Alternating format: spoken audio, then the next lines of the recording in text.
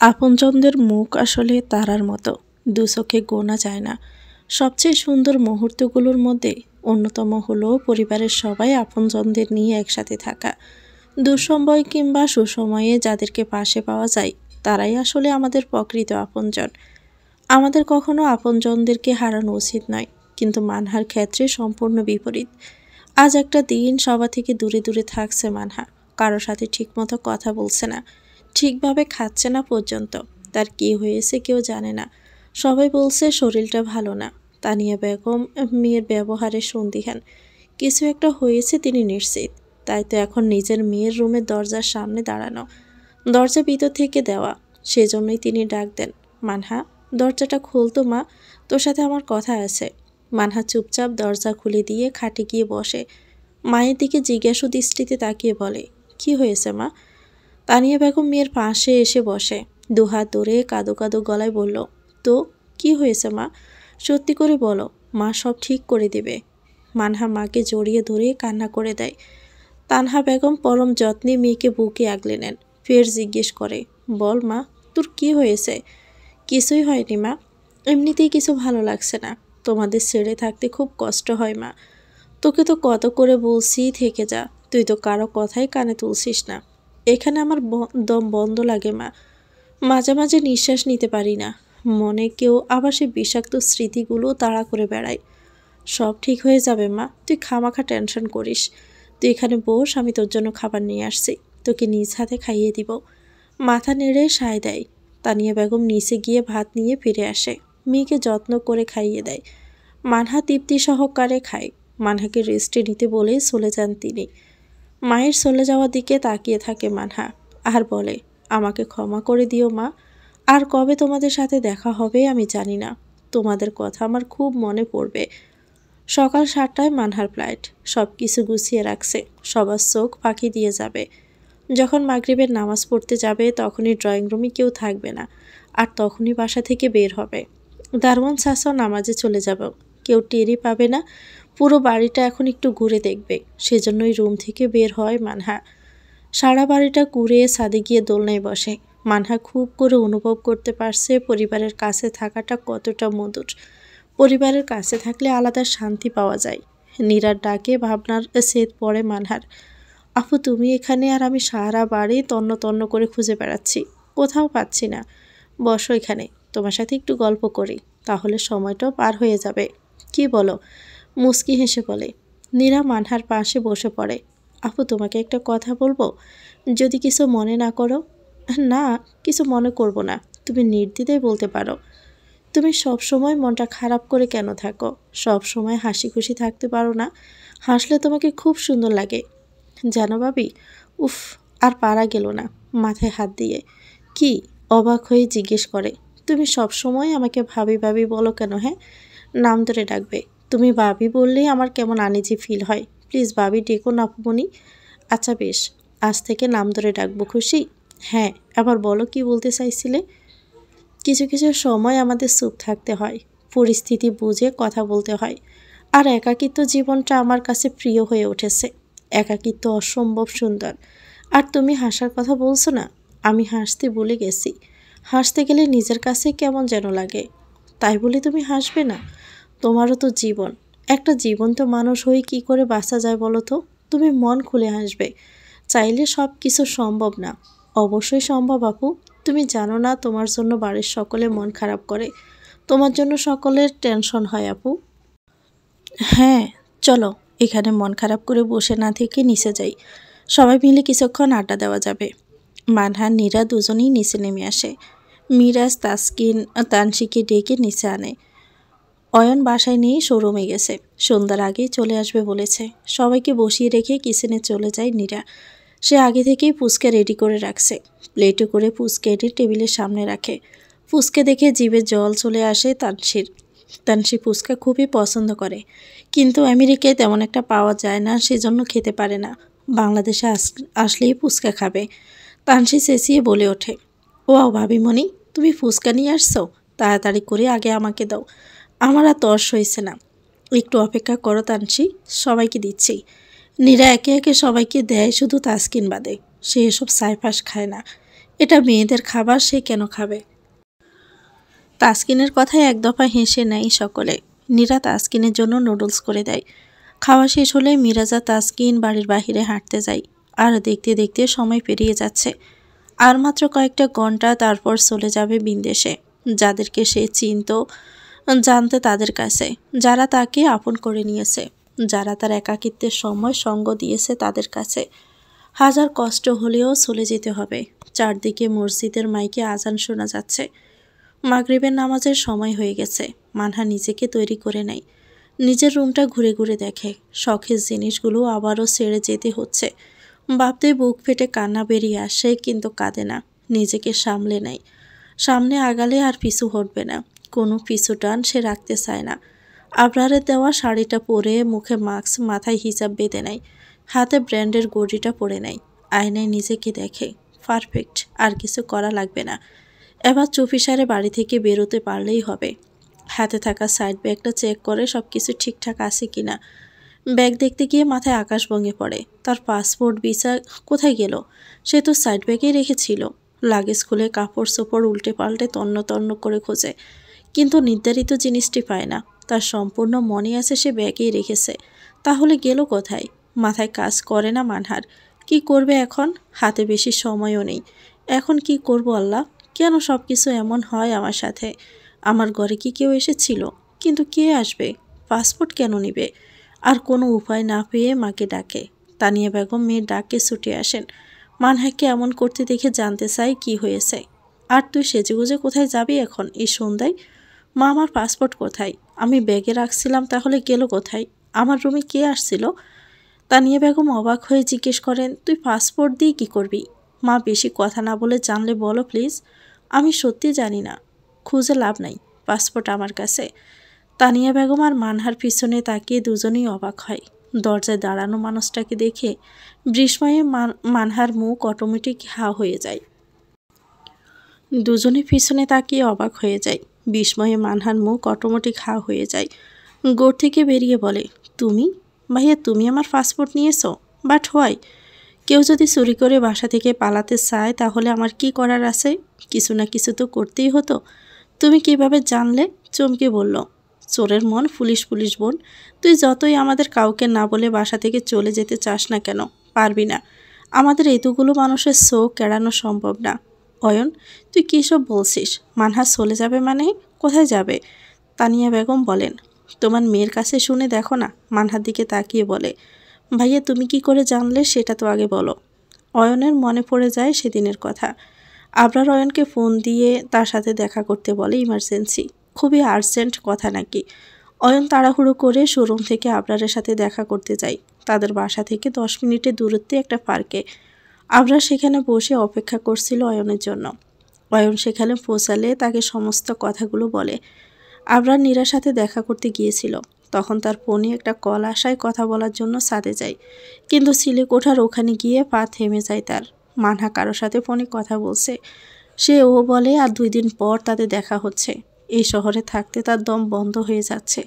সব কিছু বিষাক্ত লাগছে। আবরার এক কথায় বলে মানহা দেশ ছেড়ে চলে যাচ্ছে, কাউকে না জানিয়ে। অয়নের কানে শুধু একটা কথাই বাজছিল, মানহা দেশ ছেড়ে চলে যাবে। সে বেঁচে থাকতে কখনোই এটা হতে পারে না। সে আটকাবে, কিন্তু কিভাবে? অনেক ভেবে চিন্তে সিদ্ধান্ত নেয় মানহার পাসপোর্ট, ভিসা সব কিছু নিয়ে নিবে। আর ঠিক তাই করে। মানহা বাসা থেকে বের হলে তার রুমে গিয়ে অনেক খুঁজে খুঁজে সাইড ব্যাগ থেকে খুঁজে পায়। আর সেটা নিজের কাছে গোপনে রেখে দেয়, যেটা কেউ জানে না বা অয়ন কাউকে বুঝতে দেয়নি। মানহার ডাকে ভাবনা সেদ পড়ে অয়নের। হ্যাঁ বল, তুমি কিভাবে জানলে আমি চলে যাব? তাড়াতাড়ি পাসপোর্ট দাও, আমার দেরি হয়ে যাচ্ছে। কিছু কিছু কথা না জানাই বেটার। সব কথা জানতে হয় না। আমি কিভাবে জানলাম সেটা বড় কথা নয়। বড় কথা তুই কিভাবে এটা করতে পারলি? তোর বিবেকে বাঁধলো না? একবারও বাড়ির কারো কথা মনে আসেনি? আমাদের কথা না হয় বাদই দিলাম, ছোট মা মুখটাও কি তোর চোখের পাতায় একবারও বাসেনি? একটা বারও ভাবলি না তোর এই কাজের জন্য বাড়ির সবাই কষ্ট পাবে? আর তুই চলে যাবি বলছিস? কিভাবে যাবি যদি পাসপোর্ট না দেই তাহলে? ভাইয়া, অনেকগুলো টাকা দিয়ে টিকিট কাটছি আমি। বাকিটুকু আর বলতে পারলো না অয়নের ধমকে। এখনও চলে যাবি বলছিস? আরে এমন আরও টাকা যাক না, তাতে আমার কিচ্ছু যায় আসে না, বুঝেছিস? অয়নের চেঁচামেচি শুনে বাড়ির সবাই মানহার রুমে চলে আসে। মানহার বাবা আর বড় চাচু উপরে চলে আসে। অয়ন তাদেরকে বাসায় আসতে বলছে, অনেক ইম্পর্ট্যান্ট কাজ আছে তাই বলে। অয়ন কখনো এত জরুরিভাবে আসতে বলে না, সেই জন্য দুজনেই বাসায় আসছেন। মিনহাজ খান মেয়ের কাজে বাকরুদ্ধ হয়ে গেছেন। মুখ দিয়ে তার কোনো কথাই বের হচ্ছে না, কথা বলার বাসাই হারিয়ে ফেলেছেন। মানহা মাথা নিচু করে দাঁড়িয়ে আছে, চুপচাপ চোখের পানি ফেলছে।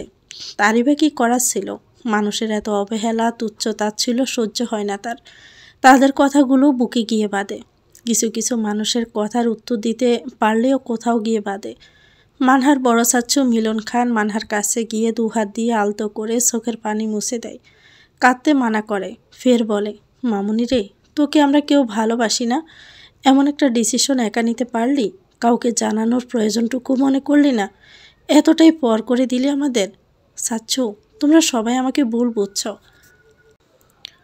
তো চাচ্চু তো ঠিকই বলেছে, তোকে আমরা কেউ ভালোবাসি না। যদি আমাদের ভালোবাসাটা বুঝতিস তাহলে আজ এই দিন দেখতে হতো না। চুরি করে নিজের বাড়ি থেকে কেউ পালায়? যা, চলে যা, দরজা খোলা আছে, কেউ তোকে আটকাবে না। অয়ন, তুই ওর পাসপোর্ট দিয়ে দে, বলে মুখ চেপে কান্না করেন। মা, তুমি খবরদার আমাকে মা বলে ডাকবি না। আমি যদি তোর মা হতাম তাহলে এভাবে পর করে দিতিস না। মানহা এবার বাবার কাছে যাই। আব্বু, তুমিও কি সবার মতো আমাকে ভুল বুঝছো? মিনহাজ খান চুপ করে দাঁড়িয়ে আছেন।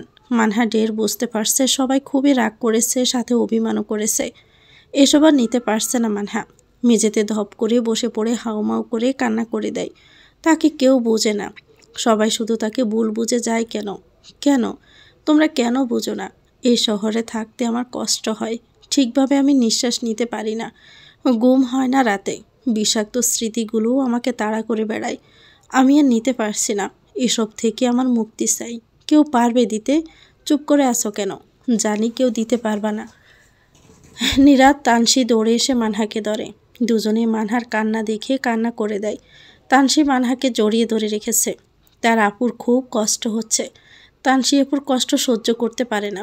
পুরো বাড়িটাই নিস্তব্ধ, মনে হচ্ছে খান বাড়িতে কোনো মানুষজন নেই, একটা শব্দ পর্যন্ত নেই। মানহা দাঁড়িয়ে আছে বেলকনিতে। হ্যাঁ, সে যেতে পারল না, তাকে যেতে দেওয়া হয়নি, আটকে দিল সবাই মিলে। বেলকনির গ্রিল ধরে একমনে তাকিয়ে আছে আকাশের পানে। দূরের আকাশে চাঁদ দেখা যাচ্ছে। আনমনে বলে ফেলে, চাঁদ মামা গো, দিন শেষে আমিও তোমার মতো একা। হবে কি আমার একাকিত্বের সঙ্গী? সকালের মিষ্টি রোদ এসে পড়তে চোখে ঘুম ভেঙে যায় মানহার। জানালার পর্দার ফাঁক দিয়ে রোদ এসে পড়ে মুখে, আর মোড়া ছেড়ে বিছানায় উঠে বসে মানহা। চোখ কষলিয়ে বিছানা থেকে নেমে সোজা ওয়াশরুমে চলে যায়। একেবারে ব্রাশ করে ফ্রেশ হয়ে বের হয়। এবার ড্রয়িং রুমের দিকে হাঁটা ধরে, আর মনে মনে ভাবে আজ থেকে নিজেকে অন্যরকমভাবে গড়ে তুলব, নতুন করে বাঁচব, সবাইকে নিয়ে বাঁচব, হাসবে, মন খুলে হাসবে। সবাইকে দেখিয়ে দিব মানহা কখনো ভেঙে পড়ে না, আর পড়বেও না। ভাবতে ভাবতে কখন যে নিচে নেমে গেছে বুঝতে পারিনি। মানহাকে দেখে নীরা হাসি মুখে বলে, আপু, তুমি এত সকালে উঠতে গেলে কেন? সবাই তো এখনও ঘুমাচ্ছে। ঘুম ভেঙে গেলে আর ঘুম আসে না গো, তাই তো নিচে নেমে আসছি। আচ্ছা নীরা, মা কোথায়? ছোট আম্মু তো রান্না করে। কেন, কি হয়েছে? তেমন কিছু না। আচ্ছা তুমি বসো, আমি তোমার জন্য কফি করে নিয়ে আসছি। ওকে যাও। সোফায় একা একা বসে ভাবছে মানহা। পরিবারের সবাই অনেক অভিমান করেছে, সহজে এদের অভিমান ভাঙানো যাবে না। তার মা তো তার সাথে কাল থেকে কথাই বলছে না। নীরার ডাকে ভাবনার ছেদ পড়ে মানহার। এই আপু, কি এত ভাবছ? কফি ঠান্ডা হয়ে যাচ্ছে তো। হ্যাঁ দাও। আপু তুমি থাকো, আমি একটু উপরে যাচ্ছি, দেখে আসি তোমার ভাইয়া উঠেছে কিনা। বেলা বাড়ছে, এখনও মশাইয়ের ঘুম ভাঙেনি। আচ্ছা যাও, হাসি মুখেই বলে। মানহা পা টিপে টিপে কিচেনের সামনে যায়, দেখে তার মা রান্না করছে। বড় আম্মু এখানে নেই, হয়তো রুমে গেছে। মানহা চুপি চুপি গিয়ে মায়ের পিছনে দাঁড়ায়। তানিয়া বেগম মেয়ের উপস্থিতি বুঝতে পেরেছেন, তবু চুপ করে আছেন, মেয়ে কি করে তাই দেখার জন্য। এমন ভাব করে রান্নায় ব্যস্ত যেন আশেপাশে কেউ নেই। মানহা পিছন থেকে মাকে জড়িয়ে ধরেন। মানহার কাজে তানিয়া বেগম ভড়কে যান। মেয়ে যে এমন কিছু করবেন বুঝতে পারেনি। মানহা বলে, মা। তানিয়া বেগম নিশ্চুপ। মানহা ফের বলে, ও মা, কথা বলবে না আমার সাথে? তুমি কি খুব বেশি করে ফেলেছি মা তোমরা কেউ আমার সাথে কেন কথা বলছো না? আমার যে খুব কষ্ট হচ্ছে। মা বলে নীরবে কান্না করে। চোখ থেকে এক ফোঁটা পানি গড়িয়ে তানিয়া বেগমের গাড়ে গিয়ে পড়ে। তানিয়া বেগম চমকে যান। মেয়ে তার কান্না করছে। সমস্ত অভিমান ঝেড়ে ফেলে মেয়েকে বুকে জড়িয়ে নেন, সান্ত্বনার বাণী দেন। কাঁদিস না মা, সব ঠিক হয়ে যাবে। তুই কেন অমন করতে গেলি? বাড়ির সবাই যে খুব কষ্ট পেয়েছে।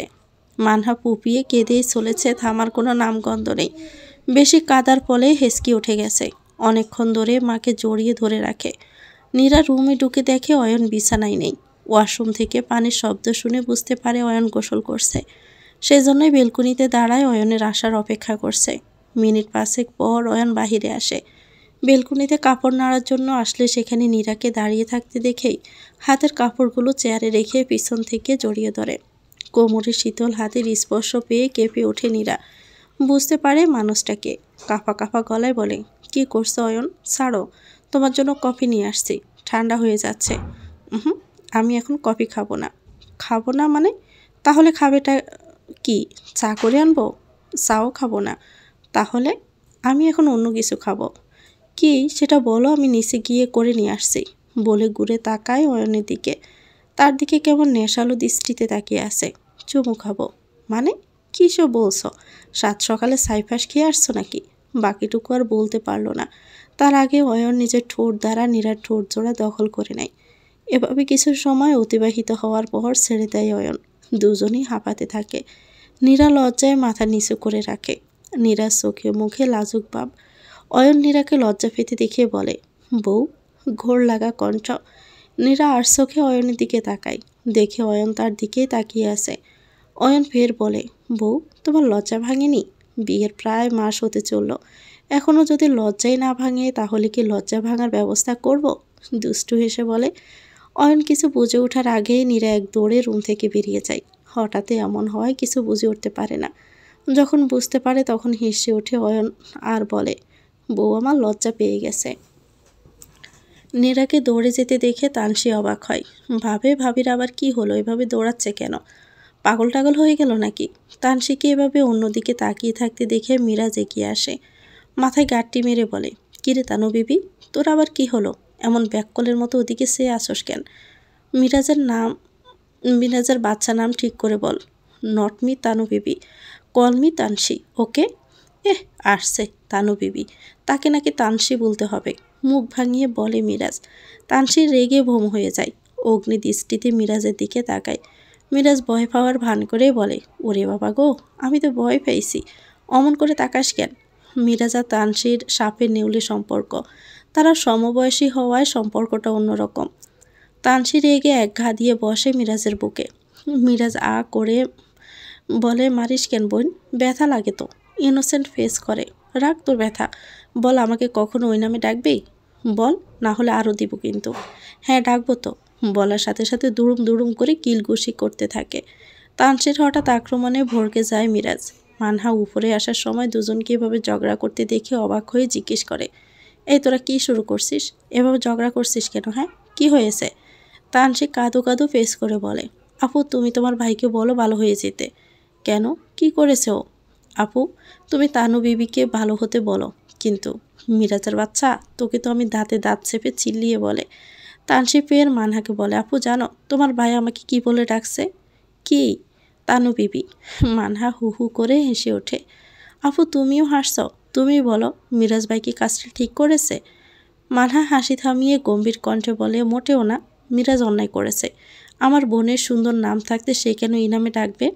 তাহলে তাকে শাস্তি দাও। কি বলিস? শাস্তি? হ্যাঁ আপু, শাস্তি। মানহা থতমত খেয়ে যায়। আবার কি করবে সে? কি এক ঝামেলায় পড়ল সে। মিরাজ তো রেগে মেগে ফায়ার। তার আপু তানু বিবির কথায় সায় কেন দিচ্ছে? মানহা অনেক বুঝিয়ে শুনিয়ে দুজনকে দুদিকে পাঠায়। দুজনে চুপচাপ চলে গেলে স্বস্তির নিঃশ্বাস ফেলে। যাক বাবা, বাঁচা গেল। আনমনে হেসে বলে ওঠে, দুটাই পাগল, এক জায়গায় হলেই শুধু ঝক। এই যে আমার স্বপ্নে দেখা প্রেয়সী, আপনি যে আমাকে শান্তিতে ঘুমাতে দেন না। কখনো যদি আপনার বিরুদ্ধে বিদ্রোহ ঘোষণা করে আমার দুটি চোখ, তখন কি করবেন শুনি? তখন কি ম্লান হবে না আপনার ঠোঁট কবিতার শোকে? যদি আপনার নীল শাড়ির রং ভুলে যায়, সুগন্ধি চুল তার সুবাস হারায়, যদি মনে হয় বরফের নদী মৃত্যুর বিষাদে ব্যাকুল, আমি হারিয়ে গেলে জ্যোৎস্না রাতে আপনার অস্তিত্বকে কে খুঁজবে শুনি? কবিতার খাতা যদি ফাঁকা থাকে মন, আমি ছাড়া আপনি, আপনার কাজল চোখ বাঁচবে কতক্ষণ? এবার ফিরান তবে আমাকে হে প্রেয়সী, আমাতেই বেঁচে আছেন আপনি, আমাতেই আপনার বাড়ি। তবে আমি চাই কবিতার আবার পুনর্জন্ম হোক। শহরের শহরের বুকে জাগুক আবার একজোড়া মায়াবতী নদী। আকাশের দিকে তাকিয়ে কবিতাটা বলেই থেমে যায় আবরার। আকাশের পানে একধ্যানে চেয়ে থাকে, বিরতিহীন চেয়ে থাকে সে। চুলগুলো উস্কো খুস্কো, চোখ দুটো লাল হয়ে আছে। কয়েকদিন ঠিকভাবে ঘুম হয় না তার। সব কিছু এলোমেলো লাগছে, নিজেকে শূন্য শূন্য লাগছে। সে একটা ডিসিশন নিয়েছে। এবার সে মানহাকে নিজের ভিতর লুকিয়ে রাখা অনুভূতির কথা বলে দিবে। আর কতদিন গোপন করে রাখবে? অন্য কেউ মানহার জীবনে আসার আগেই সে নিজের করে নেবে। মানহাকে সে হারাতে পারবে না। খুব ভালোবেসে ফেলেছে। এই কয়েকদিনে খুব করে বুঝতে পারছে মানহাকে ছাড়া তার চলবে না। আর অপেক্ষা করতে পারবে না সে। কালই তার মনের কথাগুলো বলে দিবে। এটাই সবচেয়ে ভালো হবে। আচ্ছা, মানহা কি মেনে নেবে, নাকি রিজেক্ট করে দিবে? কোনটা? আমি কি দেখতে খারাপ, নাকি যে আমাকে রিজেক্ট করবে? আমার জন্য তো কত শত মেয়ে পাগল, আর আমি কি না ভয় পাচ্ছি? যাহ, এটা লোকে শুনলে কি বলবে? আর আমার প্রস্তাব মেনে নাও নে, তাহলে অন্য পথ দেখব। কিন্তু হারাতে পারবো না আপনাকে। যে কোনো মূল্যে আপনাকে আমার চাই মিস মানহা খান। আপনার অ্যাটিটিউড, কথাবার্তার ধরন, চালচলন সবই আমার মন কেড়ে নিয়েছে। আপনার আত্মসম্মান বোধটা অনেক প্রখর, যেটা আমার অনেক বেশি ভালো লেগেছে। রাত গভীর হচ্ছে। ঢাকা শহরটা এমন একটা শহর যেখানে সারাটা রাত মানুষ ছুটে চলে। সারাদিনের ক্লান্তি দূর করে রাতের এক প্রহর ঘুমায়। আবার কিছু কিছু মানুষ যারা সারাটা রাত জেগে থেকেই কাজ করে যায়। রুমের বেলকনিতে দাঁড়িয়ে রাস্তায় ছুটে চলা যানবাহন দেখতে ব্যস্ত মানহা। সবাই সবার কাজ নিয়ে ব্যস্ত। মাঝে মাঝে রাস্তা দিয়ে কয়েকজন মানুষ হেঁটে চলছে। আবার কতজন তাদের প্রিয় মানুষ নিয়ে ঘুরতে বের হয়েছে। মানহা তাচ্ছিল্য হেসে বলে, হায় রে মানুষ, জীবনের জন্য কি না করিস, আবার দিন শেষে কাউকে ঠকাতে বলিস না রে, এমন কেন করিস? রাত 11:30 বাজে। খুব ঘুম পাচ্ছে মানহার। অনেক রাত হয়ে গেছে, আবার ঘুমাতে হবে। কালকে একটু মার্কেটে যেতে হবে, কিছু কেনাকাটা আছে। এখন থেকে তাকে এই শহরেই থাকতে হবে। এখানে থেকে যাবে না আর। পরিবারের সবার সাথে বাকিটা জীবন পার করবে। বাবা মাকে নিয়ে বাঁচবে। নিজেকে আর লুকিয়ে রাখবে না।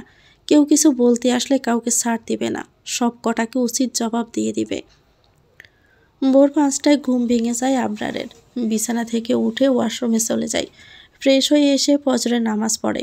রেডি হয়ে নিচে নামে। অনেক দিন হলো তার জিম করা হয় না। কাজের ব্যস্ততার কারণে জিম করতে যাওয়া হয় না। আগে সময় পেলেই যেত। আজ যেহেতু দিনটা তার ভালো, ফজরের নামাজ পড়ে মনে অনেক শান্তি লাগছে তার। তাই ভাবলো হাতে এখনো ঢের সময় আছে। বাহিরের ঠান্ডা ঠান্ডা বাতাস, চারপাশটা হালকা কুয়াশায় ঢাকা। সব মিলিয়ে পরিবেশটা উপভোগ করতে চাই। তার জন্যই বাসা থেকে বের হয়ে রাস্তায় যায়। দেখে অনেক মানুষই আছে। আবরার নিজের কাজে ব্যস্ত হয়ে পড়ে। 8টায় বাসায় ফিরে আবরার। গা থেকে টপ টপ করে ঘাম ঝরছে। বাসায় ঢুকে সোফায় গিয়ে বসে পড়ে। পা থেকে জুতার মোজা খুলে ফেলে। মাকে ডেকে এক গ্লাস পানি দিতে বলে। হালিমা বেগম ছেলের ডাক শুনেই পানি নিয়ে ছুটে আসেন ছেলের কাছে। আবরার মুচকি হেসে মায়ের কাছ থেকে গ্লাসটা নিয়ে এক নিঃশ্বাসে শেষ করে ফেলে। হালিমা বেগম আঁচল দিয়ে ছেলের মুখ মোছাতে মোছাতে বলেন, তেজ উপরে গিয়ে গোসল করে নিসায় বাবা। গেমে নিয়ে একাকার অবস্থা হয়ে গেছে তোর। গোসল করলে ভালো লাগবে। বাসার সবাই তেজ বলেই ডাকে। আবার অফিসের সবাইও তেজ স্যার বলে। আবরার মুচকি হেসে আচ্ছা বলে দোতলায় হাঁটা ধরে। মা ঠিক বলেছে, এখন গোসল করলে ভালো লাগবে। আর 9টায় তার অফিস আছে, বেরো হতে হবে তাকে। খাবার টেবিলে বসে খাবার খাচ্ছে আবরার এদের পরিবারের সবাই। তখন আনোয়ার হোসেন আবরারকে বলে, তেজ, বয়স তো কম হচ্ছে না, আর কত অপেক্ষা করাবে? কবে দাদা দাদি ডাক্তার শুনতে পাবো? এবার বিয়েটা তো করো। বাবার কথায় গলায় খাবার আটকে যায় আবরারের। হালিমা বেগম তাড়াতাড়ি করে পানি দেন ছেলেকে, আর স্বামীকে বকেন, বলার আর সময় পাও না না। আবরার খাওয়া বাদ দিয়ে কিছুক্ষণ দম মেরে বসে থেকে বাবার কথার উত্তর দেয়। বাবা, আমি সোজাসাপটা কথা বলতে পছন্দ করি। সেটা তোমরা সবাই জানো। আমি একটা মেয়েকে পছন্দ করি। খাবার টেবিলের সবাই অনেক অবাক হয়, কিন্তু কেউ কিছু বলে না। আবরার একটা মেয়েকে পছন্দ করে, এটা তো খুব ভালো কথা। আনোয়ার হোসেন খুশি হয়ে জিজ্ঞেস করেন, কে মেয়েটা, কোথায় থাকে, তার ঠিকানাটা দে, বিয়ের দিন তারিখ ঠিক করে আসি। কি বলো বাবা তুমি? আনোয়ার হোসেন তার বাবাকে জিজ্ঞেস করেন। হ্যাঁ বাবা, একটা সমস্যা আছে। কি সমস্যা? অবাক হয়ে বলেন, বাবা মেয়েটাকে আমি পছন্দ করলেও মেয়েটা আমাকে পছন্দ করে কিনা সেটা আমি জানি না। আমার ছেলেকে কোনো মেয়ে পছন্দ করবে না এটা হতে পারে না। আমি শিওর মেয়েটাও তোকে অনেক পছন্দ করবে বেটা। তাই যেন হয়, তাড়াতাড়ি করে মনের কথাটা বলে দে বেটা। আচ্ছা আমি তাহলে আসি, অফিসে যেতে হবে, বলে খাবার টেবিল ছেড়ে অফিসের উদ্দেশ্যে রওনা দেয়। সাবধানে যাস বাবা, হালিমা বেগম চেঁচিয়ে বলে ওঠেন। আচ্ছা মা। ডিয়ার প্রেয়সী, আজ আপনার জন্য অপেক্ষা করছে অন্যরকম একটা দিন, যে দিনটা আপনি কখনো চাইলেও ভুলতে পারবেন না, বলে মুচকি হাসে আবরার। অক্টোবরের এই সময়টা অন্যান্য দিনগুলোর চেয়ে অনেকটা ভিন্ন। কখনো কাঠফাটা রোদ, কখনো মুষলধারে বৃষ্টি, আবার কখনো শীতের হাতছানি। কখনো ইলশেগুড়ি বৃষ্টি হচ্ছে তো কখনো চুপচাপ করে, কখনো বিদ্যুৎ চমকায় তো কখনো শিলাবৃষ্টি হয়, ঠিক যেন একটা বৃত্তের কেন্দ্রবিন্দুর মতো। এই মাসটা অন্য মাসগুলো থেকে ভিন্ন। সকাল গড়িয়ে দুপুর, দুপুর গড়িয়ে বিকেল, বিকেল গড়িয়ে গোধূলিবেলা, গোধূলি গড়িয়ে সন্ধ্যা। এখন গোধূলিবেলা 4-5টা লালচে আভায় ছড়িয়ে পড়েছে। খোলা আকাশের নিচে বসে আছে আবরার, কারোর জন্য অপেক্ষা করছে।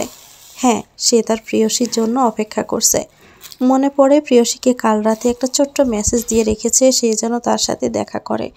খুবই ইম্পর্ট্যান্ট কথা আছে নাকি। প্রেয়সীকে নীল রঙের শাড়ি পরে আসতে বলেছে। নীল রং তার খুবই পছন্দের। অপেক্ষার প্রহর যেন শেষ হচ্ছে না। বারবার হাত ঘড়ি দেখছে কখন আসবে। অন্য সময় হলে কখন পার হয়ে যেত, আর এখন যেন ঘড়ির কাঁটাও সরছে না। নীল রঙের শাড়ি, গোল্ডেন কালারের হিজাব, মুখে মাস্ক পরা রমণী আবরারের দিকে এগিয়ে আসছে। এক অপরূপ সৌন্দর্যের অধিকারী নারী, যাকে দেখে আবরারের হার্টবিট দ্রুত ওঠানামা করছে।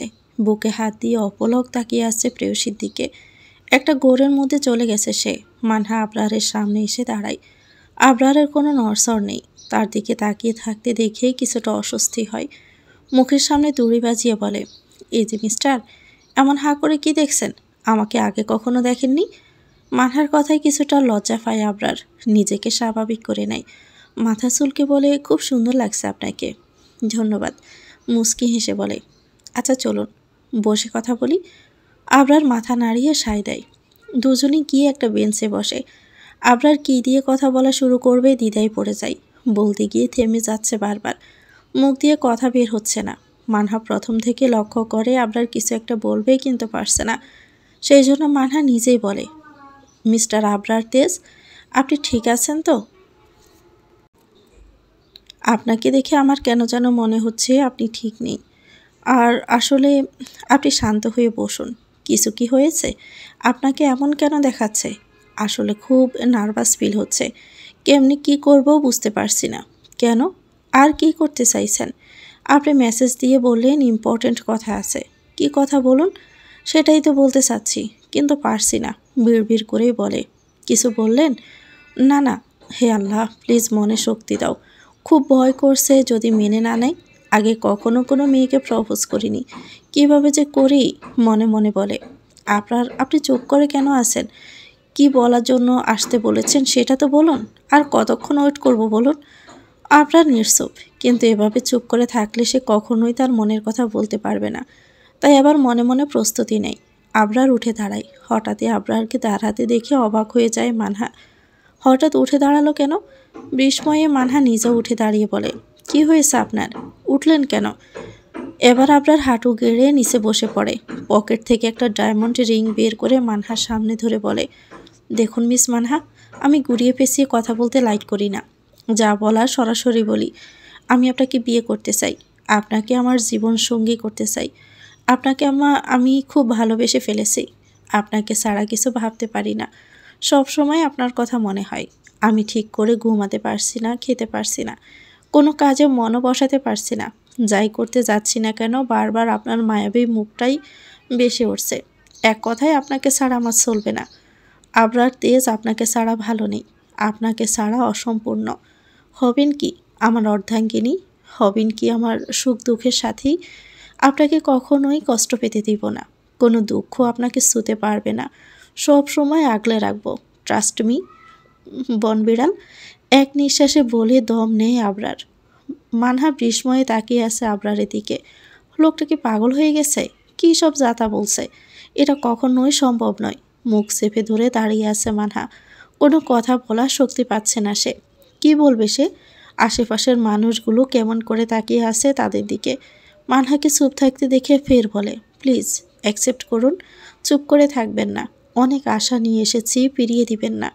এভাবে আর কতক্ষণ বসে থাকবো? হাঁটু গেড়ে থাকতে কষ্ট হচ্ছে।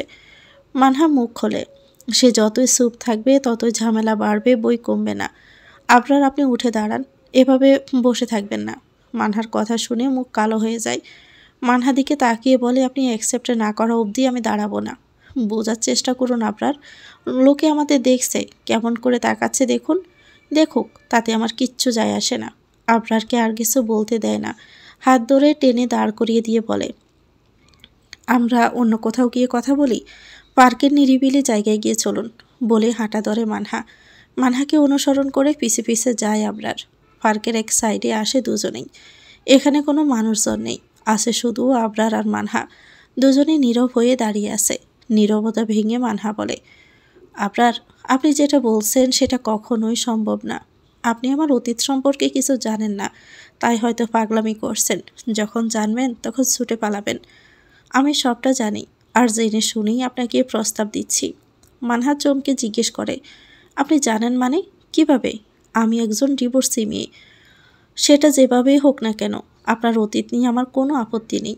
আমি আপনাকে ভালোবেসেছি আপনার ভিতরের সৌন্দর্য দেখে, আপনার বাহিরের সৌন্দর্য দেখে নয়, আপনার আত্মসম্মান বোধ দেখে। আপনি কখনো অন্যায় দেখে চুপ করে থাকবেন না। আপনাকে যে যা বলবে আপনি তাকে উচিত জবাব দিবেন। আমি এটাই চাই। এরপরেও কি আমাকে অ্যাকসেপ্ট করতে সমস্যা আছে? হ্যাঁ। কি বলছেন? এত কিছু বলার পরেও? জি। আপনি যদি আমাকে বিয়ে করেন তাহলে পস্তাবেন। আমরা যখন পায়ে ঠেলে জিনিস মাথায় তুলি তখন আমাদেরকে পস্তাতেই হবে, আজ না হয় কাল। মানহা, কি বলছেন আপনি এসব? আমি একজন অ্যাডাল্ট পারসন, আমার বোঝার ক্ষমতা আছে। আমি কোনো আবেগ এসব বলছি না। কোনটা আবেগ আর কোনটা ভালোবাসা সেটা আমি বুঝি। আচ্ছা বেশ, আপনার কথাই মেনে নিলাম, কিন্তু আপনি আমার একটা কথার উত্তর দেন তো। জি বলুন। আপনার পরিবার আমাকে মেনে নেবে? জেনে শুনে একটা ডিভোর্সি মেয়েকে কেউ তার পুত্রবধূ হিসাবে মেনে নেবে? আপনিই বলুন। অবশ্যই, কেন নেবে না? মুখে বলা যতটা সহজ, কাজে করে ঠিক তার থেকেও কঠিন মিস্টার আবরার দেশ। আপনি বাস্তবতা বোঝার চেষ্টা করুন। আপনি আমার থেকে ভালো কাউকে ডিজার্ভ করেন। আমার মতো ডিভোর্সি মেয়েকে আপনার সাথে মানায় না। আমার পরিবারকে আমি চিনি, তারা আপনাকে মেনে নেবে, তাদের কোনো সমস্যা নেই। আপনি রাজি থাকলে আমি সব ম্যানেজ করে নিব। আপনার পরিবারের সবাই মেনে নিলেও আপনার মা কখনোই মেনে নিতে পারবে না। কোনো মায়ে চায় না তার সন্তান কোনো ডিভোর্সি মেয়েকে বিয়ে করুক। তার একমাত্র ছেলেকে কখনোই এমন একটা মেয়ের সাথে বিয়ে দিবে না। আমার মা অনেক ভালো মানুষ, তোমার কথা বললে কখনোই না করবে না। তোমাকে অনেক পছন্দ করে মা। আমি সেটা জানি আবরার, আন্টি খুবই ভালো মানুষ। কিন্তু বললাম না, আমি একটা ডিভোর্সি মেয়ে। সমাজে কেউ ডিভোর্সি মেয়েকে মেনে নেয় না। আমি কখনোই আপনার লাইফটা নিজ হাতে শেষ করতে পারবো না। প্লিজ আপনি চলে যান, আর কখনোই আমার সামনে আসবেন না। মানহা, এভাবে বলতে পারছেন? আমি আপনাকে খুব ভালোবাসি, আপনাকে ছাড়া থাকতে পারবো না।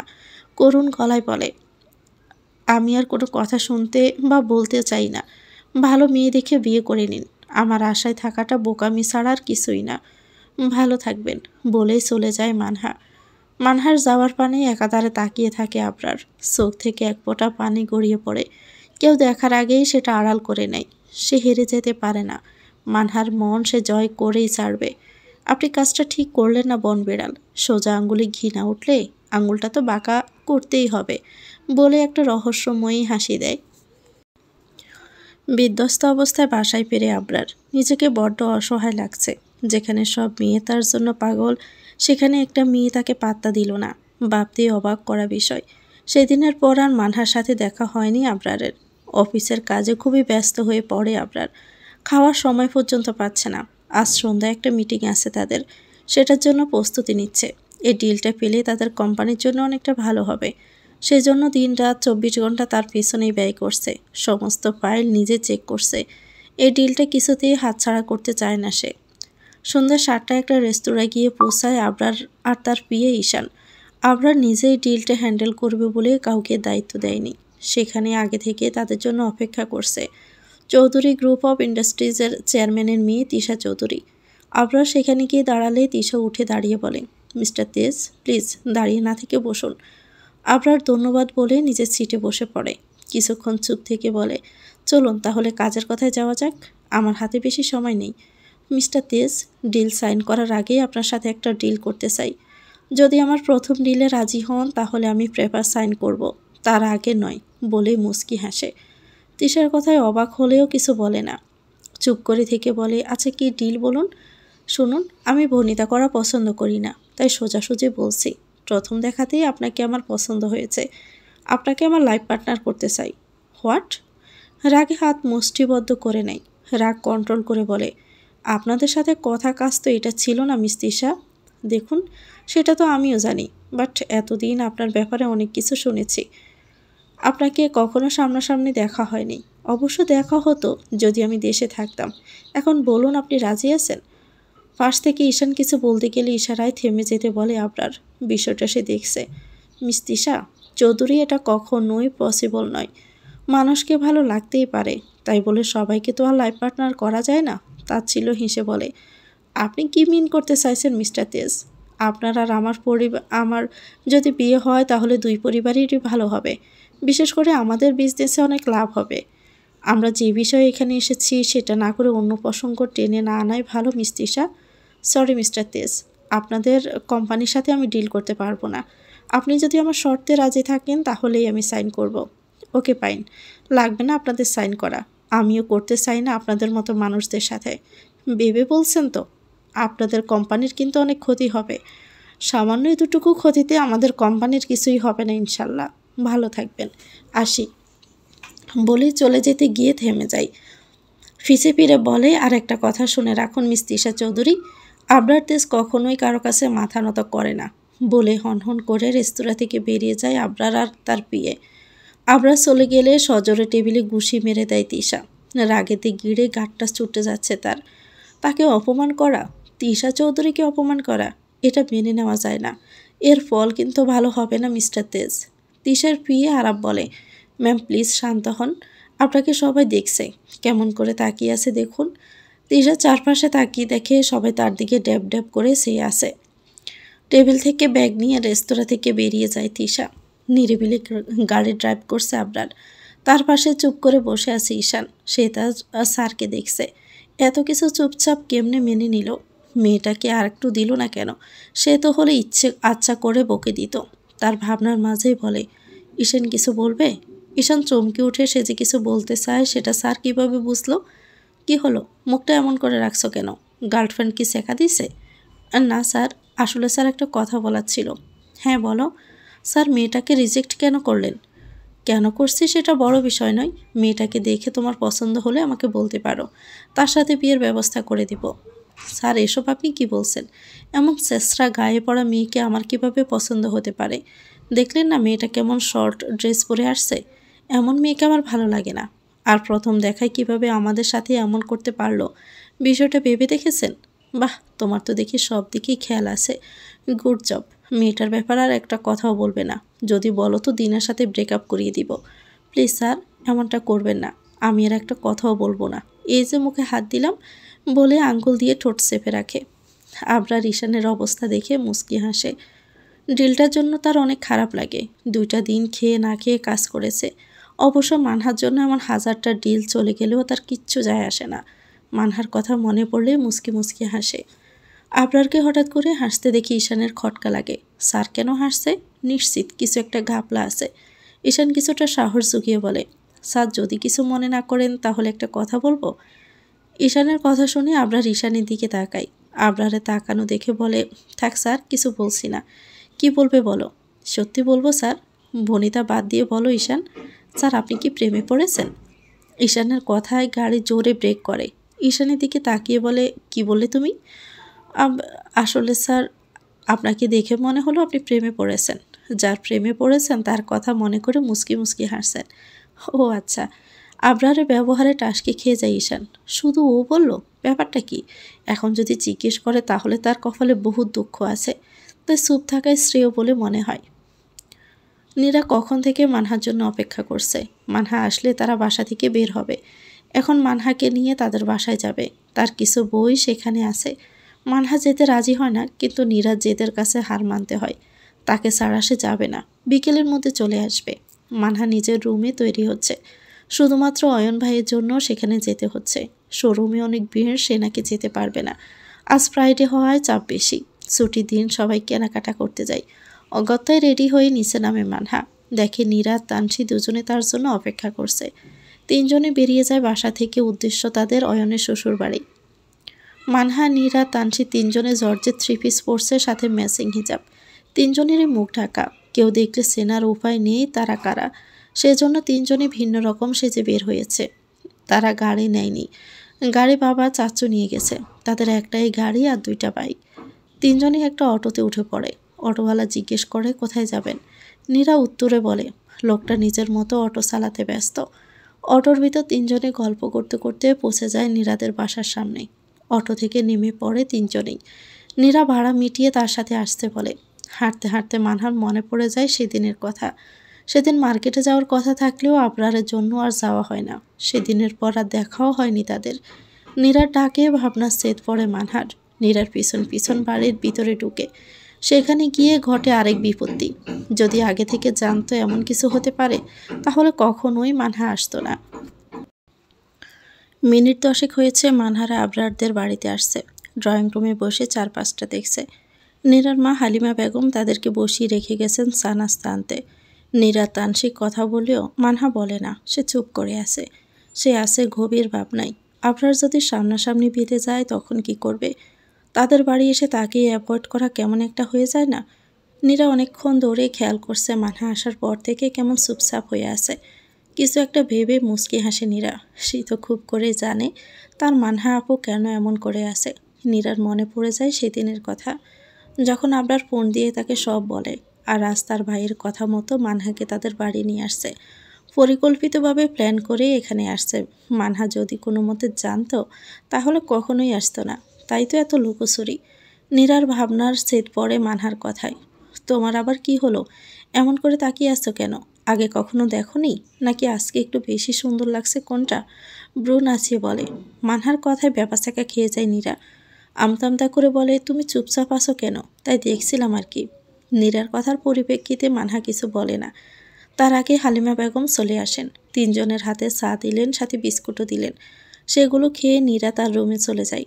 নীরার রুমে গিয়ে তানসি দপাস করে বিছানায় শুয়ে পড়ে। তানসির কাণ্ডে হেসে ওঠে দুজনেই। দুজনকে হাসতে দেখে তানসি নিজেও হু হু করে হেসে ওঠে। ছাদে একা দাঁড়িয়ে আছে মানহা। সে কখন তাকে রেখে গেছে নীরা। একা একা বোরিং লাগছে তার। রোদের প্রখরতা বাড়ছে। এখন নাগাদ 12টা বাজে। ছাদে লাগানো কাঠগোলাপের দিকে নজর পড়ে যায় তার। মুহূর্তে অনেক ভালো লাগা কাজ করে। হেঁটে গিয়ে কাঠগোলাপের কাছে দাঁড়ায়। ঝুঁকে একটা ফুল ছিঁড়তে যায়, কিন্তু পুরুষালী কণ্ঠ পেয়ে থেমে যায় মানহা। কারোর অনুমতি ছাড়া তার ফুল গাছ থেকে ফুল ছাড়া ঘোর অপরাধ। সেটা কি মিস মানহা খান জানে না?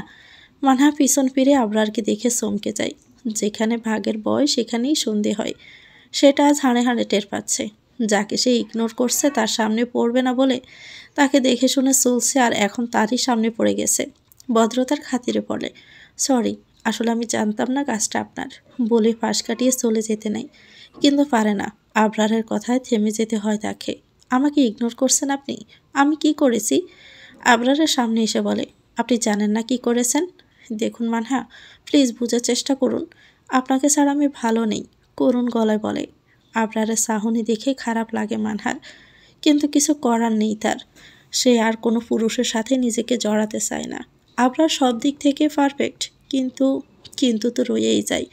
আপনি চুপ করে আছেন কেন মানহা? প্লিজ কথা বলুন। মিস্টার আবরার, আপনি যেটা বলছেন সেটা কখনোই সম্ভব নয়। আর আমি কোনো সিন ক্রিয়েট করতে চাচ্ছি না। এখানে যে কেউ চলে আসতে পারে। আপনি প্লিজ চলে যান। আন্টি দেখলে খারাপ ভাববে। আমি চাই না আন্টি আমাকে খারাপ ভাবুক। এখানে কেউ আসবে না, আর আপনাকে কেউ খারাপ বলবেও না। আচ্ছা, আপনি একটু ঠান্ডা মাথায় ভাবেন তো, আমি কি দেখতে খুবই খারাপ? আমাকে এত অপছন্দ কেন আপনার? আমি কি বলেছি কখনো আমি আপনাকে অপছন্দ করি? কেন নিজেকে খারাপ বলছেন? বলে নিচে যাওয়ার জন্য পা বাড়ায়। আবরার মানহার হাত ধরে দাঁড় করিয়ে দেয়। আবরারের কি হলো সে জানে না। আসমাকা মানহাকে জড়িয়ে ধরে বলে, প্লিজ আমাকে ছেড়ে চলে যেন না। আমি আপনাকে খুব ভালোবাসি, খুব ভালোবাসি। হঠাৎ এমন কিছু হবে কল্পনারও বাহিরে ছিল মানহার। আসমকায় শরীর জুড়ে শীতল বাতাস বয়ে যায়। এক অন্যরকম অনুভূতির সাথে পরিচয় হয়। এটা কেমন অনুভূতি? আবরারের হুঁশ আসতে সিটকে দূরে সরে যায়। এটা সে কি করলো? আবেগে মানহাকে জড়িয়ে ধরলো। মানহা এখন কি ভাববে? সে তো খারাপ ভাববে। মানহা স্ট্যাচু হয়ে দাঁড়িয়ে রয়। তার সাথে এতক্ষণ কি হলো সেটা বুঝে উঠতে সময় লাগে। আশ্চর্য হয়ে আবরারের দিকে তাকায় সে। মাথা নিচু করে আছে। আবরার মানহার দিকে তাকিয়ে বলে, সরি, আমি বুঝতে পারিনি এমন কিছু করে ফেলবো। I am extremely sorry. এমনটা আর হবে না বলে গট গট পায়ে হেঁটে চলে যায়। মানহা বিস্ময়ে এখনও আবরারে যাওয়ার পানে চেয়ে থাকে। এমন একটা আপত্তিকর ঘটনা ঘটবে কখনো বুঝতে পারেনি। এমন কিছু ঘটতে পারে যদি বুঝতো তাহলে কখনোই আসতো না। বিকেলে বাসায় চলে আসে তিনজনেই। সেই ঘটনার পর থেকে মানহা চুপচাপ হয়ে গেছে। কারোর সাথে কথা বলেনি। বিকেলের পর থেকে রুম থেকে আর বের হয়নি। সন্ধ্যার পর নীরা এসে ডাকলেও সায় দেয়নি। নীরা বুঝতে পারছে কিছু একটা হয়েছে। তানিয়া বেগম রাতের খাবার খাওয়ার জন্য ডাকলেও বলছে তার খিদে নেই, খাবে না। সারা রাত এপাশ ওপাশ করে। চোখে কিছুতেই ঘুম আসে না। বারবার তখনকার ঘটনা চোখের সামনে ভেসে উঠছে, কিছুতে ভুলতে পারছে না। কেন এমন হচ্ছে তার? এভাবেই কখন ঘুমিয়ে পড়ে টেরই পায় না। রাত 1টা। আবরার এখনও বিছানায় যেতে পারেনি। তার ভিতরে অস্থিরতা কাজ করে। সে খুব ভুল করে ফেলেছে। মানহাকে সে স্পর্শ করেছে। সে তো এমনটা করতে চায়নি। মানহাকে সে হালাল করেই পেতে চায়।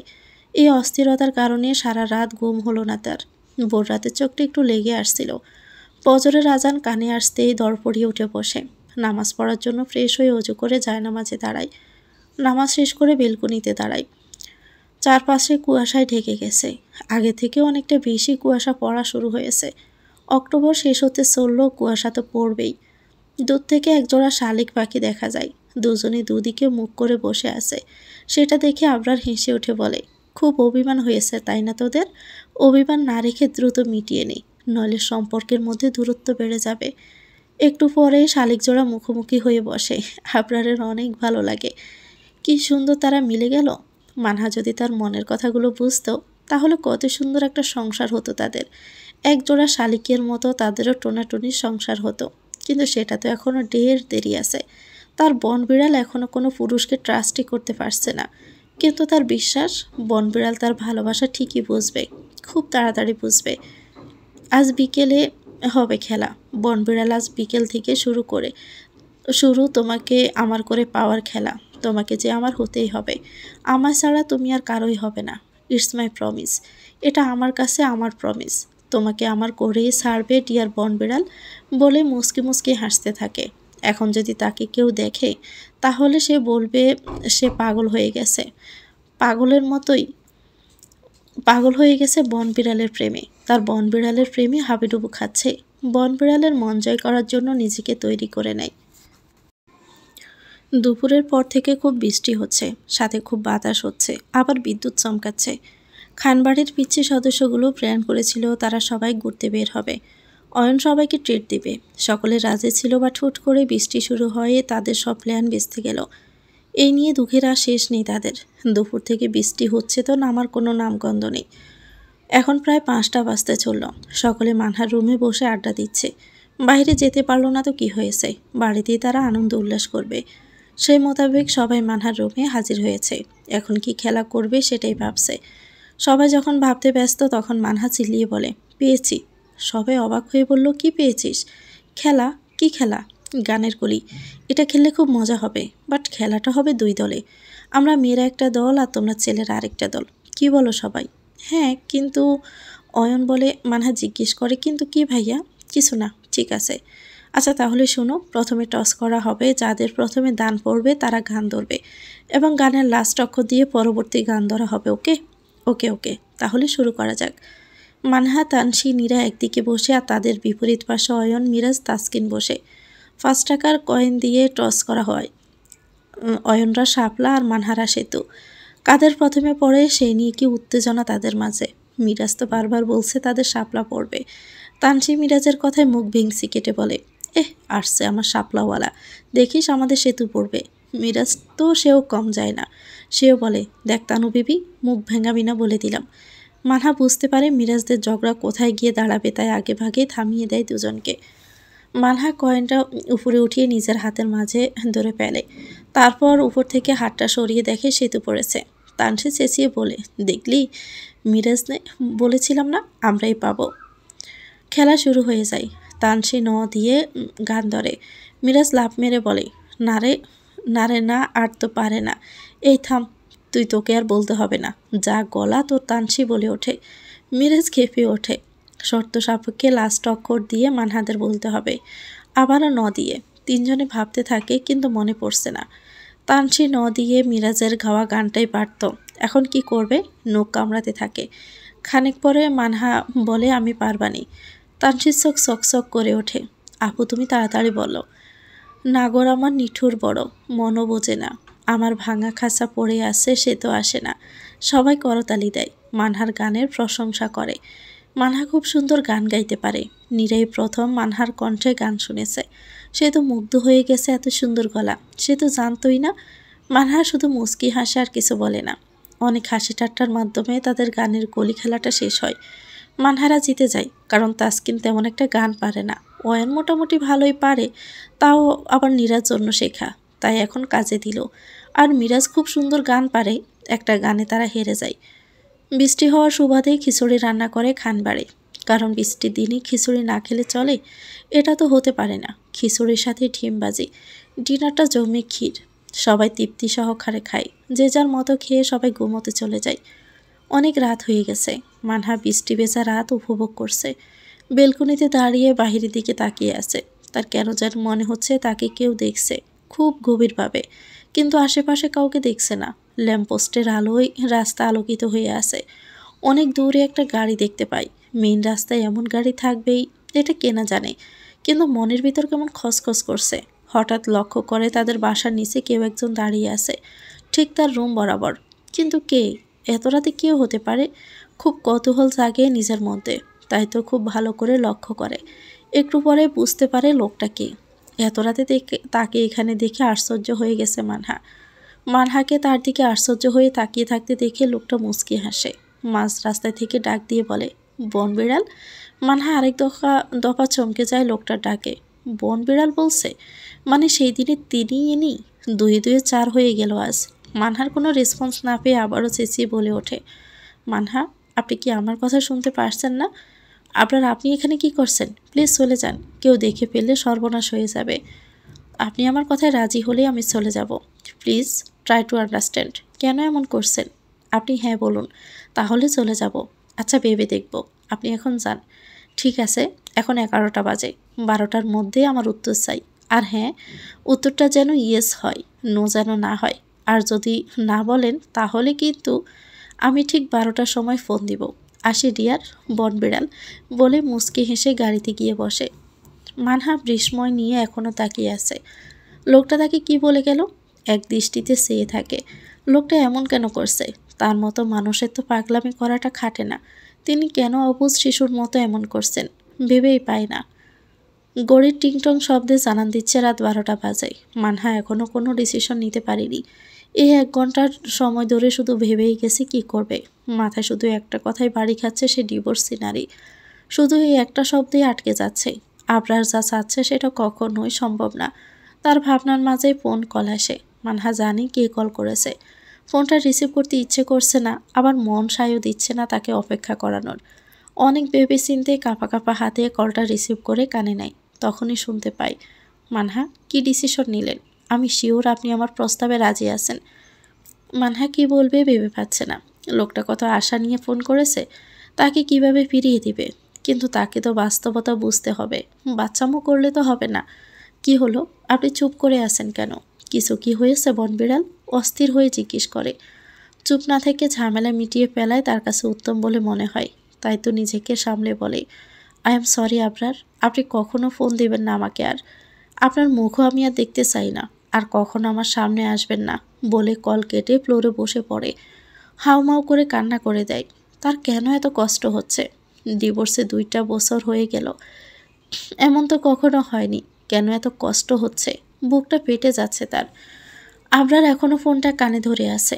তার কানে শুধু বাজছে, আপনি কখনো আমার সামনে আসবেন না, আপনার মুখও দেখতে চাই না। চোখ বেয়ে কয়েক ফোঁটা নোনা জল গড়িয়ে পড়ে। কষ্টে তার বুকটা ফেটে যাচ্ছে। জোরে কান্না করলে হয়তো নিজেকে হালকা মনে হতো, কিন্তু সে যে পুরুষ, পুরুষদের নাকি কাঁদতে নেই, তাদের কান্না মানায় না। ধপ করে বিছানায় বসে পড়ে। এটা কি হচ্ছে তার সাথে? কেন হচ্ছে? একটুখানি ভালোবাসলে কি কেউ খুব ক্ষতি হয়ে যাবে বনবিড়াল? আপনাতে কি আমার ঠাঁই হবে না? আপনাকে আমার খুব প্রয়োজন। ঠিক আছে, এতদিন ভালোভাবে বুঝিয়েছি, বাট আপনি আমলে নেননি। কিন্তু কাল থেকে আমার নতুন রূপ দেখবেন। পুরুষের যেমন ভালো রূপও আছে, তেমনি তাদের খারাপ রূপটাও আছে। এতদিন আপনাকে ভালোবেসে পাগলামি করছি, কাল থেকে অন্য আমিকে আপনি দেখবেন। কাঁদতে কাঁদতে ফ্লোরে ঘুমিয়ে পড়ে মানহা। সারাটা রাত ওভাবেই ঘুমিয়ে থাকে। ভোরের আলো ফুটতে ঘুম ভেঙে যায় মানহার। আড়মোড়া ছেড়ে উঠতে গেলে গাড়ে ব্যথা লাগে। মনে পড়ে যায় কাল রাতের কথা। মুহূর্তে তার চোখগুলো ভিজে ওঠে। তুই আয় না রে, কাছে আয় না রে, প্রান্ত আর হায় সয় না রে, বলবো কানে কানে, একই পথে চলে না রে। আবরার অফিসে আসছে ধরে চুপ করে তার ডেস্কে বসে আছে। তার পাশে ঈশান গাপটি মেরে বসে আছে, আবরারকে পরোক্ষ করছে। তার স্যারের কিছু একটা হয়েছে। স্যারকে এমন আগে কখনো দেখেনি। চোখ দুটো লাল টকটকে হয়ে আছে, চুলগুলো এলোমেলো। কিছু যে জিজ্ঞেস করবে সেটাও পারছে না ভয়ে। আবরার একটা কলম হাতে নিয়ে ঝিম ধরে বসে আছে। সে অনেক কিছু ভাবছে। তার মনের ভিতরে হাজারো কথা ঘুরোঘুরি করছে। আবরার হুট করে বলে ওঠে, ঈশান, কয়টা বাজে? হঠাৎ করে কথা বলায় চমকে ওঠে ঈশান। তাড়াতাড়ি করে উত্তর দেয়, স্যার, দুপুর 2টা। কেন স্যার, কিছু কি হয়েছে? স্যার, আপনি কি ঠিক আছেন? আমার মনে হচ্ছে আপনি ঠিক নেই। অনেকটা সাহস জুগিয়ে বলে। ঈশান, আমাকে একটা কথা বলবে? জি স্যার, বলেন। ভালোবাসা কি? কি? কানে কম শোনো নাকি? কি বলছে শুনতে পাওনি? না মানে স্যার, আমি কি ঠিক শুনছি? আবরার তেজ ভালোবাসার কথা জিজ্ঞেস করছে। আবরার চোখ গরম করে তাকায়। ঈশান ভয়ে চুপসে যায়। সরি স্যার, যেটা বলছি সেটা বলো, হারি আপ। স্যার, ভালোবাসা মানে তাকে মনের গভীরে গেঁথে ফেলা, তার মনেও ভালোবাসার বীজ রোপণ করা, তাকে পাবো না জেনেও ভালোবেসে অপেক্ষা করা। ভালোবাসা মানে তাকে ভালোবাসার পর আর কাউকে ভালোবাসতে ইচ্ছেটা মরে যাওয়া। ভালোবাসার মানে একে অপরের পাশে থাকা, সকল বিপদে আপদে দুজন দুজনকে সাপোর্ট করা। ভালোবাসা মানে সারা জীবন তাকে ভালোবেসে আগলে রাখা। কখনো কখনো তাকে ছাড়া এক মুহূর্ত ভালো লাগে না। চোখ বুঝলে যার ছবি চোখের পাতায় বেশি ওঠা, তাকে পাবার এক তীব্র বাসনা। আপনার খুব মনোযোগ দিয়ে শুনেছে। কথাগুলো তার হৃদয় ছুঁয়ে গেছে। দুপুর হতে চলল, মানহা এখনো রুম থেকে বের হয়নি। কাল রাত থেকে তার কিছু ভালো লাগছে না। সব কিছু ফাঁকা ফাঁকা লাগছে। মনে হচ্ছে তার খুব কাছের কেউ তার কাছ থেকে দূরে সরে গেছে। চোখ বুঝলে আবরারের চেহারা বেশি উঠছে। বিছানায় শুয়ে কপালে হাত দিয়ে আছে। সকালেও কিছু খায়নি, দুপুরেও কিছু খায়নি। তার খেতে ইচ্ছে করছে না। সবাইকে বলছে তার শরীরটা ভালো লাগছে না, মাথা ব্যথা করছে, কেউ যেন তাকে ডিস্টার্ব না করে। তানিয়া বেগম মেয়ের শরীর ভালো না বলে জোর করেননি। নীরা সবটা খেয়াল করছে। কাল রাতেও ঠিক মতো হঠাৎ কি হলো অনেকটা ভাবায় তাকে। তাই তো সব কাজ সেরে রুমে চলে আসে। অয়ন শোরুমে গেছে। রুমে এসে দরজা বন্ধ করে বেলকুনিতে চলে যায়। দ্রুত বাইকে কল করে। 2বার রিং হতে কল রিসিভ করে আবরার। রিসিভ হওয়ার সাথে সাথে বলে, ভাইয়া, কালকে মানহা আপুর সাথে তোমার কিছু হয়েছে? আবরার অবাক হয়ে বলে, কেন, কি হয়েছে? আমি আবার কি করলাম? আপু আজ সারাটা দিন কিছু খায়নি, ঘর থেকে বের পর্যন্ত হয়নি। চোখ দুটো অনেক লাল হয়ে আছে, দেখে মনে হচ্ছে খুব কান্না করেছে। আবরার অস্থির হয়ে জিজ্ঞেস করে, মানহা এখন কোথায়? তোরা জোর করে খাওয়াতে পারিসনি? সব কি বলে দিতে হয়? এখন ওকে ভাত খাওয়াবি যা, না হলে অসুস্থ হয়ে পড়বে। ভাইয়ের অস্থিরতা দেখে মুচকি হাসে নীরা। তারপর বলে, আচ্ছা ঠিক আছে, বিষয়টা আমি দেখছি, বাট তুমি আগে বলো, কাল কি এমন হয়েছে যার জন্য আপু এত আপসেট? কাল রাতের সমস্ত ঘটনা খুলে বলে। নীরা সব কিছু শুনে আশ্চর্য হয়ে যায়। কাল এত কিছু হয়ে গেল আর সে কিচ্ছু টের পায়নি। আবার একটা কথা ভেবে ভালো লাগছে, তার ভাইকে ওইভাবে বলে আপু খুব কষ্ট পেয়েছে। নীরা দুষ্টু হেসে বলে, ভাইয়া, আমি একটা বিষয় খেয়াল করছি। কি? আপুর মনে তোমার জন্য একটু হলেও ভালোবাসা আছে, তা না হলে আপু কাঁদবে কেন? তুমিই বলো। তোমাকে ওইভাবে বলে আপু নিজেও কষ্টে আছে। সত্যি বলছিস বোন? হ্যাঁ, এখন রাখি ভাইয়া, পরে কথা বলবো। আচ্ছা, ভালো থাকিস। আল্লাহ হাফেজ। আল্লাহ হাফেজ। ফোন কেটে দিয়ে মুচকি হাসে আবরার। মাথা চুলকে বিড়বিড় করে বলে, বনবিড়াল, আমার জন্য আপনার মনে একটু একটু করে ভালোবাসা তৈরি হচ্ছে। খুব শীঘ্রই আপনি আমাকে বলবেন, আবরার, আই নিড ইউ। আপনাকে আমার খুব প্রয়োজন। দেখতে দেখতে সময় পেরিয়ে যাচ্ছে।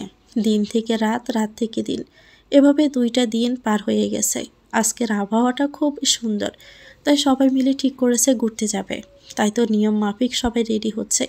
মানহা, নীরা, তানসি, অয়ন, মিরাজ, তাসকিন আর আবরার আসবে এটা মানহা জানে না। মূলত মানহাকে কেউ বলেনি, আবরার বলতে নিষেধ করেছে। ভাইয়ের কথা মতো নীরা সবাইকে নিষেধ করে দিয়েছে। অয়নরা, মানে তারা কয় ভাই বোন বনে জানে আবরার মানহাকে পছন্দ করে। সবাই জানলে না জানার ভান করে মানহার সামনে। নীরা যখন অয়নকে সবটা বলে তখন অয়ন খুব অবাক হয়। পর মুহূর্তে অনেক ভালো লাগা কাজ করে। তার বোনটা দুঃখের দিন শেষ হয়ে সুখের দিন আসবে। আল্লাহর কাছে শুকরিয়া আদায় করে। আবরার ভাই খুবই ভালো মনের মানুষ, কিন্তু তার পরিবারের সবাই মানবে তো, এটাই শুধু ভাবে। বাড়ির গাড়িতে করে যাবে তারা। অল্প একটু পথ, 6 জনে বসে পড়ে গাড়ির সিটে। জানালার পাশের সিটে বসতে খুব পছন্দ করে মানহা, তাই তো তাকে সেখানে বসতে দেওয়া হয়েছে। গাড়ির ভিতরে স্লো মিউজিক বাজছে। অয়ন নিজে সিলেক্ট করে একটা গান প্লে করে। দেখতে দেখতে তারা পৌঁছে যায় নির্ধারিত গন্তব্যে। গাড়ি থেকে নেমে পার্কের ভিতর গিয়ে একটা টেবিলে বসে। এই জায়গাটা অসম্ভব রকমের সুন্দর, যে কোনো মানুষেরই পছন্দ মতো হওয়ার মতো জায়গা। একটা টেবিলে 6টা চেয়ার থাকলেও সেখানে আরও 2টো চেয়ার দিতে বলে। মানহা অবাক হয়ে জিজ্ঞেস করে, 2টো চেয়ার কেন দিতে হবে? আমরা তো 6 জন। অয়ন সবার দিকে তাকিয়ে দেখে মানহা তার দিকে তাকিয়ে আছে। নিজেকে বলতে হবে এটা ঢের, বুঝতে পারে অয়ন। কি ব্যাপার, তোমরা একে অপরের দিকে তাকাচ্ছ কেন? আসলে বোন, আরও 2টা লোক আসবে, তাই আর কি। কারা ভাইয়া? আসলেই দেখতে পাবে আপু। নীরা কথা ঘুরানোর জন্য পট করে বলে ফেলে। মিনিট 10কের মধ্যে 2জন ছেলে মেয়ে আসে পার্কে। তারা অয়নদের টেবিলের দিকে এগিয়ে আসছে। মানহা মাথা নিচু করে ফোন স্ক্রল করতে করতে সবার উদ্দেশ্যে বলে, আর কতক্ষণ বসে থাকবো, কিছু তো অর্ডার করো ভাইয়া। বলে মাথা সিধা করে তাকায়, কিন্তু সামনে তাকিয়ে আশ্চর্য হয়ে যায়। তাদের দিকে এগিয়ে আসছে আবরার আর তার সাথে একটা মেয়ে। মেয়েটা আবরারের এক হাত জড়িয়ে আছে। দৃশ্যটা দেখে মানহার চোখ ছলছল করে ওঠে। সে কি ভুল দেখছে কিছু? সত্যি কি ওটা আবরার? সে স্বপ্ন দেখছে না তো? হঠাৎ মানহাকে থেমে যেতে দেখে সবার দৃষ্টি মানহাতে পড়ে। মানহার দৃষ্টি অনুসরণ করে সবাই সেদিকে তাকায়। টেবিলে থাকা সবাই হতভম্ব হয়ে যায়। আবরার এগিয়ে এসে বলে, হে গাইস, আমার কি লেট হয়ে গেছে? তাই না? আসলে নিসার জন্য দেরি হয়ে গেছে। মানহা এখনও এক দৃষ্টিতে তাকিয়ে আছে। আবরার আর চোখে সবটাই খেয়াল করছে। মানহার মুখের এক্সপ্রেশন দেখে তার খুবই মজা লাগছে, সাথে খারাপও লাগছে। অয়ন সৌজন্যমূলক হেসে বলে, ভাইয়া প্লিজ বসুন না। আবরার আর নিসা নামের মেয়েটা বসে। অয়ন ওয়েটারকে ডেকে খাবার অর্ডার করে। হঠাৎ করে নীরার কথায় চমকে ওঠে মানহা। গাইস, তোমাদের সবাইকে একটা কথা বলতে ভুলে গিয়েছিলাম, তার জন্য সরি। সবাইকে পরিচয় করিয়ে দেই, নিসা হচ্ছে ভাইয়ার উঠবি। কিছুদিন আগে পরিবারের সবাই মিলে ঠিক করেছে তাদের বিয়ে, আর কিছুদিন পরেই বিয়েটা হবে। টেবিলে বসে আর সবাই একে অপরের মুখ সাউসাই করে। মানহা আবরারের দিকে তাকায়। দুজনের চোখে চোখ পড়ে যায়। মানহা দ্রুত আবার চোখটা ফিরিয়ে নেয়। খাবারের পাট শুকিয়ে সবাই উঠে বসে। সবাই যে যার মতো পরিবেশটা উপভোগ করতে ব্যস্ত। শুধু মানহা আর আবরার দুজনেই টেবিলে বসে আছে। দুজনে নিশ্চুপ হয়ে থাকে। নীরবতা ভেঙে মানহা আবরারকে উদ্দেশ্যে তাচ্ছিল্য হেসে বলে, পুরুষেরা এমনই, তারা কখনোই এক নারীতে আসক্ত হতে পারে না। 2 দিন আগে যার জন্য হাজারো পাগলামি করে, তার ঠিক 2 দিন পরে অন্য নারীকে বিয়ে করে নেয়। বলে আবরারকে বলার সুযোগ না দিয়ে চেয়ার থেকে উঠে চলে যায়। আবরার কিছু বলতে গিয়েও থেমে যায়। মুচকি হেসে তার বনবিড়ালের পানি চেয়ে থাকে। তো ভিউয়ার্স, গল্পটির নাম হচ্ছে গোধূলির শেষ প্রণয়। লিখেছেন সোনিয়া তাবাসসুম। এটা গল্পের 2য় অংশ। পরবর্তী অংশ পেতে চ্যানেলটিকে সাবস্ক্রাইব করে আমাদের সাথে থাকবেন। ভিডিও ভালো লাগলে একটি লাইক দিয়ে দিবেন, কমেন্ট করে জানাবেন কেমন লেগেছে। আল্লাহ হাফেজ। আসসালামু আলাইকুম।